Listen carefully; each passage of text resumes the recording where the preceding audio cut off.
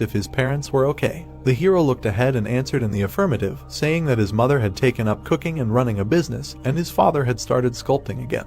The ghost hugged his knees and asked about his brother. The brown-haired man looked into the distance indifferently and said that Julian had married the youngest princess of Isfahan and was now living in the capital. The spirit widened his eyes in shock. The guy added that his father was now a count, not a baron. The ghost asked if the hero had really done all of this. The interlocutor replied that he hadn't planned it, but it had happened that way. The train rushed forward. The spirit asked if the guy knew Xavier. Ever since his father had first brought the swordsman, the aristocrat had wondered what kind of guy he was. He knew that he could never be as straightforward, honest, and cool, so he made fun of him. The spirit looked down, and the hero looked at him intently. The soul asked to tell the knight that he was sorry for breaking that wooden sword. In fact, he wanted to be friends with him. The swordsman sitting in the carriage heard everything. They were gradually approaching the black hole, and the ghost asked to convey his regrets to his parents. He stopped in front of the portal and, looking back, muttered that perhaps he would be lucky enough to be reincarnated as a human. At that moment, the hero grimaced and kicked him. The spirit flew up and irritably cursed the guy. The brown-haired man arched his eyebrows and exclaimed that he did not want to listen to this nonsense, so let him go.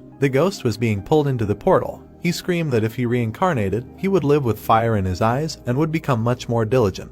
Tears flowed from his eyes, and the spirit declared that he would return and become a person who was welcomed by everyone in the world. The hero put his hands in his pockets and smiled. The guy advised him to try, but warned him that it would be hard. The spirit smirked back and dissolved into a black hole. Lloyd turned around and announced with a grin that the mission was over. It was time to go get his payment. Yang squeaked and dissolved after the king of hell snapped his finger. The hero and his knight watched as the creature disappeared. The man explained that now, according to the contract, the soul was freed. The brown-haired man narrowed his eyes and thought with disappointment about how he could now become a member of the Dragon King. The brunette folded